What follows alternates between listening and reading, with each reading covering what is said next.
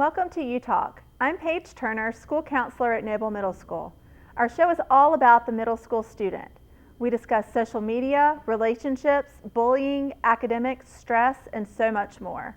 Joining us each month is a dynamic and engaging panel of middle school students ready to discuss the issues and tackle the tough questions.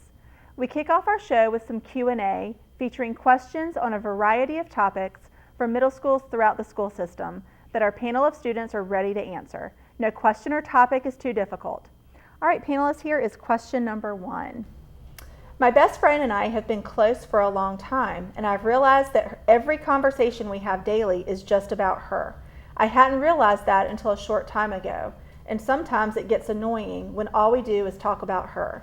And also, I feel that sometimes she is just using me. So what should I do? What do you guys think? You should probably talk to your friend and tell them how you feel. Yeah? Yeah. Yeah, The feels. You just have to say, can we talk about something else, like what we do together, instead of she's talking to other people. Yeah. And if she only wants to talk about herself and you ask her about it and she's like, what? I thought you enjoyed this. Just don't,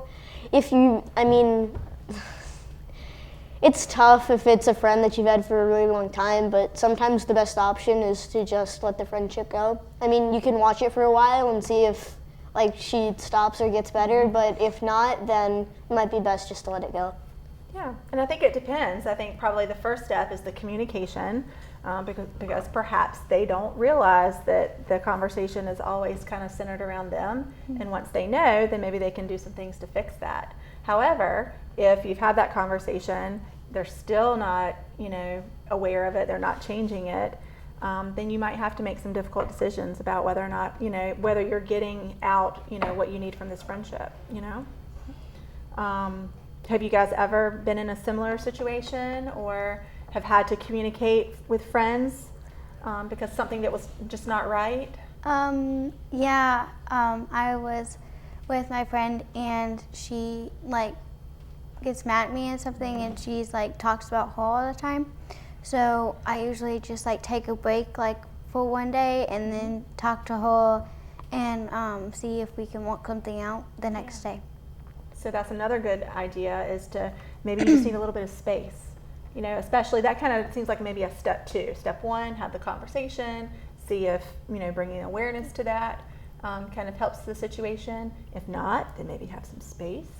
And then if that doesn't work, then maybe reevaluate the friendship, for sure. What about the using part? It says, I feel that sometimes she's just using me. That doesn't sound like a very healthy friendship.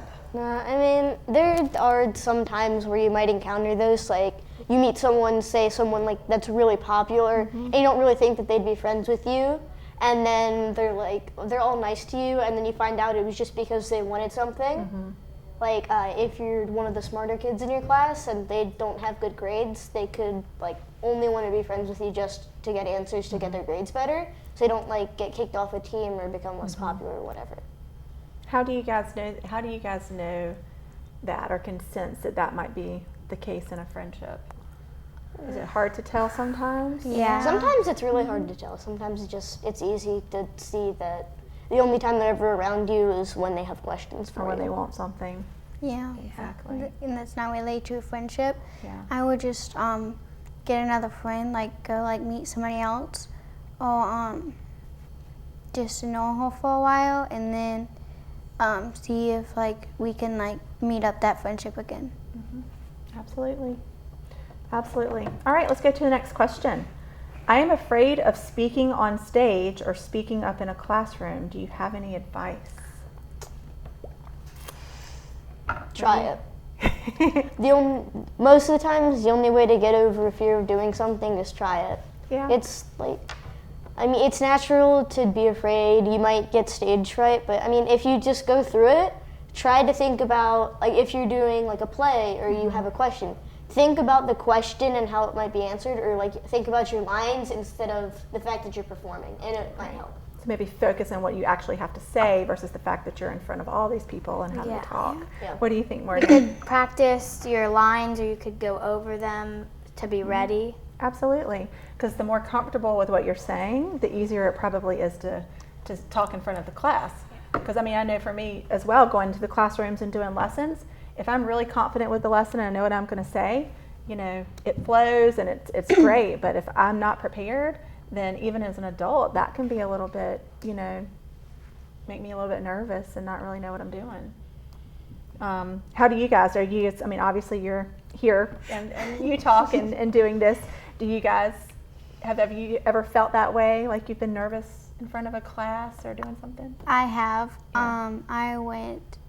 I'm not going to say where, but I went to this thing and I had to perform in front of everybody. And I was really, really nervous. And my friend was like really nervous too.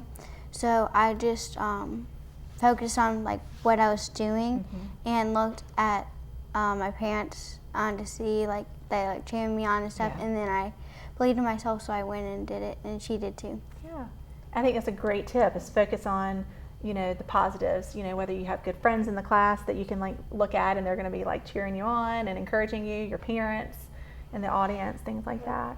Something about the practicing, even like no matter how much you rehearse, sometimes, I mean, like there's always something that might come up. Even if a situation, like if you're talking and it starts to feel kind of awkward, I mean, it's okay if you just plow through it, it might fix itself. Or you could stop for a second and just kind of like reset, and Yes, it might make you feel better. absolutely. Because you know what? It's okay to make mistakes in front of other people, you know, and you're not going to be perfect when you're up there speaking. And it's okay, like you said, to pause, regroup. All right, let's try this again, you know? Absolutely. Okay, that is really good advice. Let's go to our next question. All of my friends in school know how to do their makeup, and I don't. Sometimes I feel weird and excluded when they are doing it. Should I tell them how it makes me feel, or just figure out this makeup thing to fit in? What do you think, Ben, about this? I think I should leave it to the other three. I don't have much expertise in this area. I would tell them how I feel, because if I didn't know how to do it and I did it wrong, I would be embarrassed. So I would just talk to them and ask them, like, can you help me do this? Because I don't know, and teach me. So, like, because I don't want to, like, you know, be somebody that I'm not and, like, do something to copy other people. Right. So I would just tell them, like, I don't know how to do this. Can you help me a little bit? And then the thing would do it. If you don't feel comfortable wearing makeup, there's like really not a need to actually wear makeup. To fit in. Yeah. Right. Yeah. Right. So I think your advice is, you know, don't be somebody that you're not just to fit in with that group. Yeah. And, you know, I know just from what I've seen in middle school, I mean, there definitely is varying degrees of, you know, of what everybody's into as far as the makeup, you know. Some people just aren't there yet, never will be. That's just not their thing, and that's okay. Others, you know, really enjoy doing that, which is totally fine too. But I think it's trying to find some middle ground with your friends. But if you find that, you know, they're really starting to get into some things that you're just not comfortable with, or you're not, you know, really interested in, then might, again, like we talked about earlier, reevaluate that friendship, you know. Do you guys have similar interests? I don't know. Have you guys ever felt pressured or felt like you needed to do something to fit into the group before? I get the feeling sometimes, but then if it's a group and they're pressuring you to like do something that you don't feel like doing, then it's not the right group for you. Yeah. Yeah. You may try it for a little while and see if it's working, or if you can kind of come to a common ground, but you know, if it's not working, it's not working for sure. Absolutely. Well, thank you guys so much. That wraps up our UTalk Q&A. Coming up in our next segment, Mrs. DeMolina and our panel of students discuss ways to stay safe and protect yourself online and in the community. Don't go away. We have much more UTalk ahead.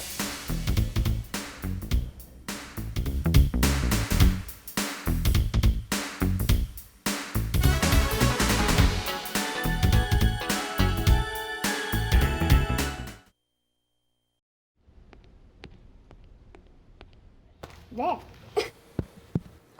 Can I tell you a cat joke? Just kidding.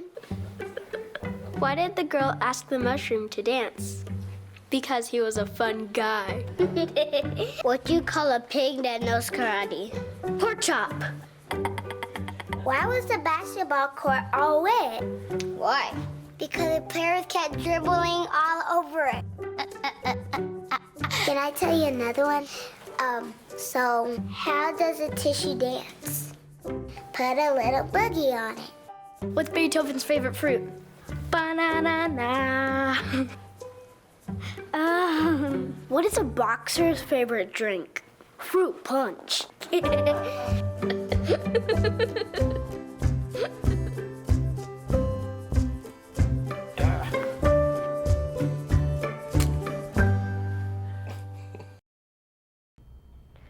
Welcome back to U-Talk. I'm Megan Demolina, school counselor at Noble Middle School. As middle school students, you are given greater freedom and independence, but with that, you may also have to make critical decisions to keep you safe when you are using your electronic devices or when you are around town with your friends. Let's discuss what safety precautions you take in your daily middle school life.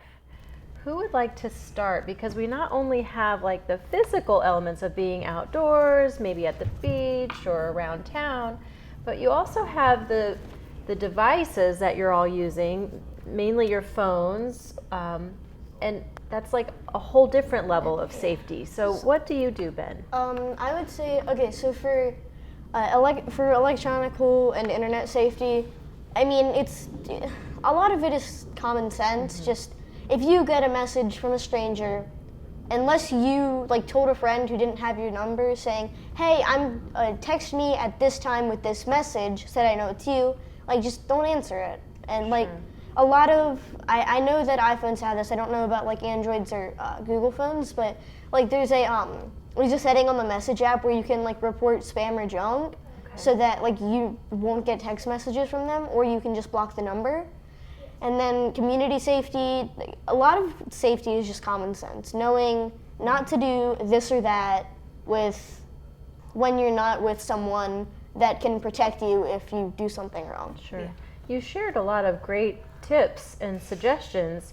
Do you all think that middle school students are actually doing that and following through with blocking numbers and not responding or answering, to I mean, strangers online? What do you think? Partly. I know some people do it as jokes. Okay. Like some people, if like a random number texts them, they'll like respond to them as a joke. Right. Yeah. Well, and as middle school students, and aren't we all curious, we want to know, but we have to really practice putting some boundaries in place so that you're not tempted to answer those calls or to put personal information out there that would, compromise your safety and put you in a very difficult situation. And also more internet safety. There are games that like let you play online with friends or other people. A lot of those games they have they have security settings that can, because sometimes they require like certain information to sign in or sign up to get an account for the game. And they have security measures to keep that stuff protected. Sure. So, but if you're like giving away your passwords and such, it can make the information unprotected and can lead to a lot of different things. Yeah. Do you think that parents and guardians are helping students with that, like navigating, how do you know it's protected? That kind of thing. I think they're trying their best. Yeah, absolutely. Some parents don't let their kids have social media because they want to protect their kids. And another piece of advice is just don't give your address away. That's really important. Why wouldn't you give personal information like where you live away to a stranger or anything like that? They could have bad intentions. They could come murder you. Yeah. Well, they it's very, Maya, very serious, isn't Yeah, it? And we don't know in this day and age and these times, we have to have that level of safety in place so that you stay safe, your family stays safe, and your friends and your loved ones that you care about. What other things do you do with your internet access or social media? By the way, what age do you all think it's appropriate, I guess is the word, for social media or to start getting on all those links? And social media, I would say anywhere from like 14 to 16. Yeah. Well, because that's kind of when you start. It's kind of when you start into. I'm pretty sure that's when you start into high school, and it's just it helps. Transition to high school. Mm-hmm. Yeah, I don't know. I feel like social media. You shouldn't really get it for a while, just because all of the all of the dangers and such, and just there's some things that people do on social media that they really shouldn't do. Inappropriate things, right? And you've all heard of the wait until 8th. Have you heard that before? Wait until 8th grade? No. It is a campaign that's kind of been a new thing that is just allowing parents and students and just people in general to kind of think about developmentally what age is appropriate to start introducing all the Snapchat and Instagram, everything that is just kind of flashed in front of you online, and then handling the safety part of it is a whole nother level and piece of it, right? Most of it depends on what kind of social media. Right. Because if it's like something where you actually show your face, that Then might that's be a really little bad. more Yeah, dangerous. some people don't take pictures like in front of their house Got because it. then people can like see. That's you know. a good Where they tip. live. Yeah, and some people like on their like Instagram like thingy, or if they have an Instagram or any Facebook things, there's like a little picture, and most people put like random things on it so they don't see who they are, and make up names to not use their real name, so they don't find them or look them up. So something, I know that, I'm pretty sure that Instagram has this. They have these things where they're like private accounts, where all the people they have to request to follow you. Okay. And like it has to get sent through like an application process. Right. And then only those people can see like what you've posted. I see. So you So can they can confirm keep that or it safe. not. Right. Safe. And what she was saying, that like that people, they don't use like their real names, and they like use pictures to not show who they are. That can go both ways. Like you can use it as a safety measure, Sure. but then some people can also use it as a measure, like they could pretend to be someone else, and they could use it as a measure to like get closer to you, to get information from you. So it sounds like the bottom line for internet safety or Just being make sure you online have a private account. is that you Be safe, be conscious about it. Tell you your kind of parents keep your information if you- private. What about when you're out and about, like at the beach, or maybe Defy Gravity or Flip and Fly, just around town where teens and middle school students hang out? How do you keep yourself safe in a crowd? And You can keep your phone with you, so that way you can call someone if something bad happens. Yeah. Also, so you do need your phone in that situation as a safety measure Yeah. to have communication. Also, don't do it later at night, because I go to Mayfair a lot by myself, and when I'm walking around later at night, I tend that more people will try and approach you. What time frame is that about? Like probably like after 9. After 9 is or like 8. yeah. Depends, because sometimes it'll get darker earlier. You know. Because again, we don't want to limit your independence and freedom, but at the same time, having those, safety precautions in place is really, really critical, for sure. Also, Thank you, panelists. Now don't go away. When we return, we will talk about the top middle school trends of 2019. We will be right back.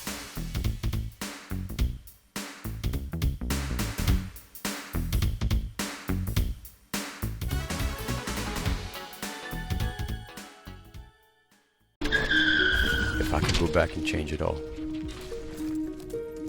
I would.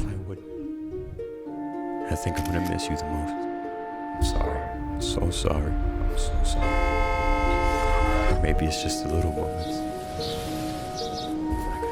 If I could go back and change it all, if I could go back, I would. But I can't.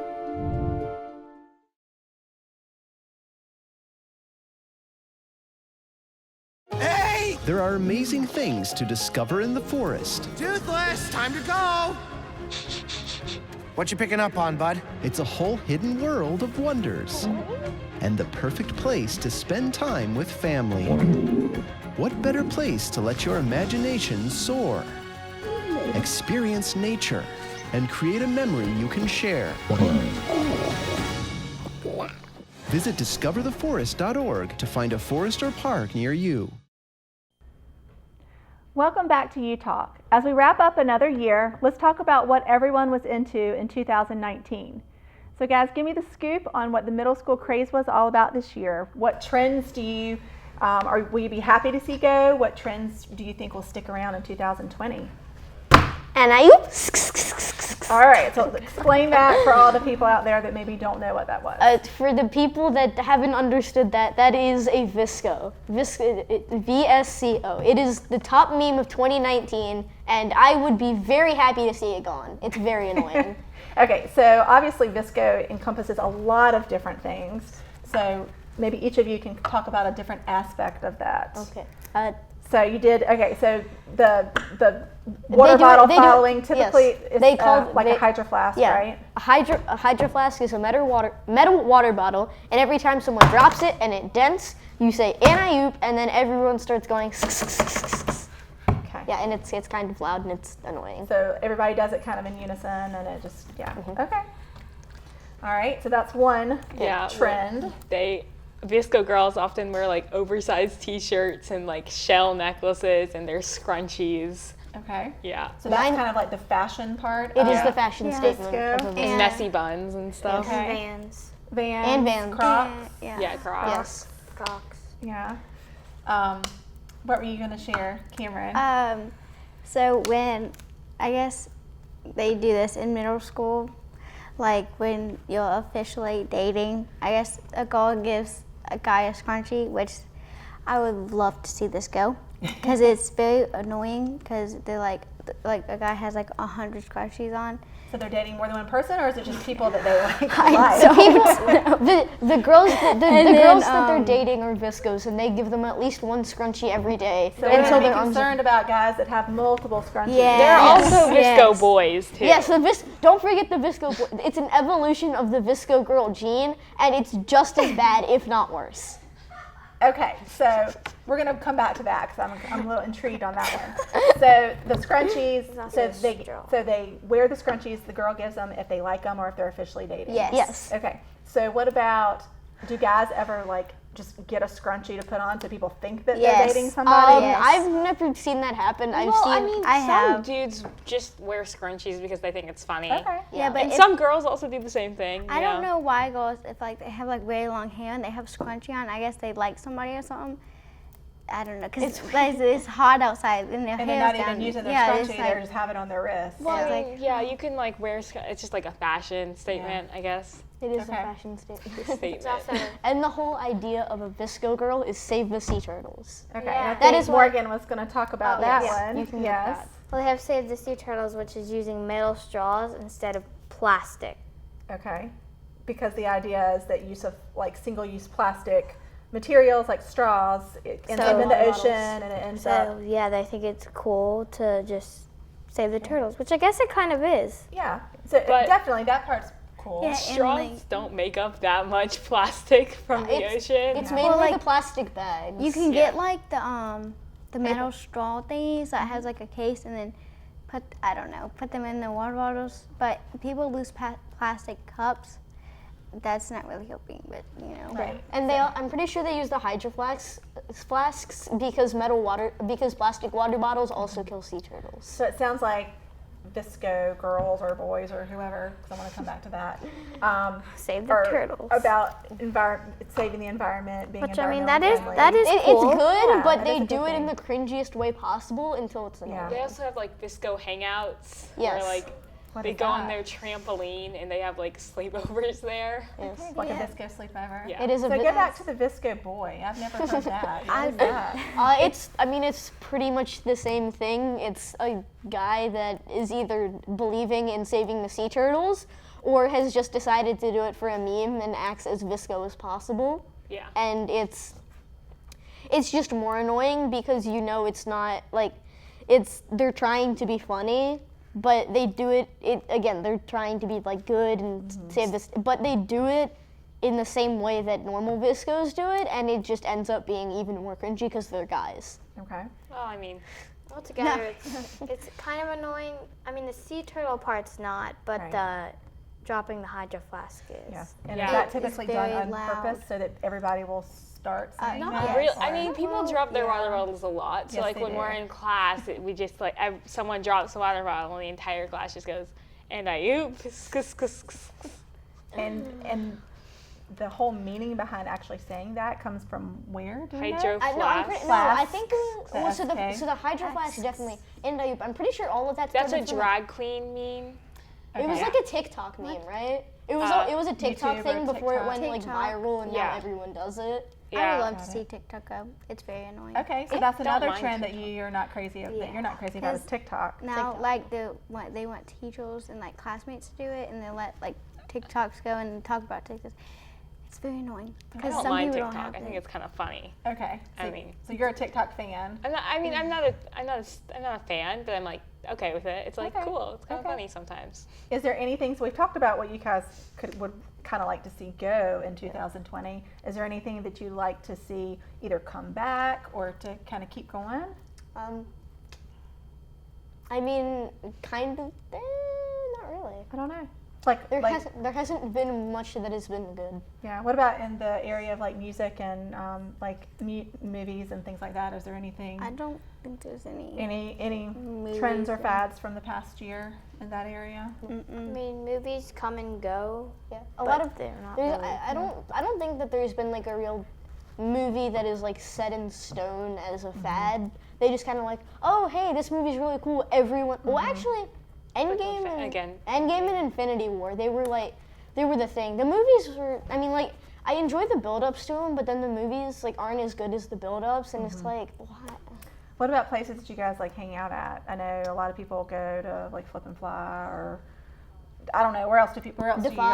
Defy Gravity sometimes, or I don't like know. they ride. Well, it Defy to Gravity is not really packed because it's like old and like people not the think newer it's place. like I still think Defy Gravity is better than Flip. Yeah. Yeah, I've never it's been to also- Flip. I've heard that a but lot. I like kinda Defy cheaper. Gravity a lot. I've heard it's that a like lot. cheaper and there's like less people than Flip and Fly because everybody wants to go to this new place and that Yeah, other they have place. some really good deals, and I went there the other day, and it's like $18 a month, and you can jump whenever you want, Like every unlimited. day. It's an hour. It's an hour an hour a a day. for a Okay. full month if That's you awesome. pay. So it's $9 an hour at Defy. If you pay $18, then you get a full month of jumping for an hour completely free. You just have And then to, you get the socks and the water bottle. wait, they have a water. And all that. Yeah, they That's just have awesome. a water bottle. Well, guys, we have run out of time, but thank you so much for cluing us in about the trends of 2019. Sounds like there's a lot of that you're going to be happy to see go. You'll welcome 2020, and it'll be interesting to see what new things come about in 2020. Maybe we can discuss it at some future shows. So that wraps up our program this month. I'm Paige Turner. On behalf of my co-host Megan DeMolina and the entire Utah panel, thanks for watching.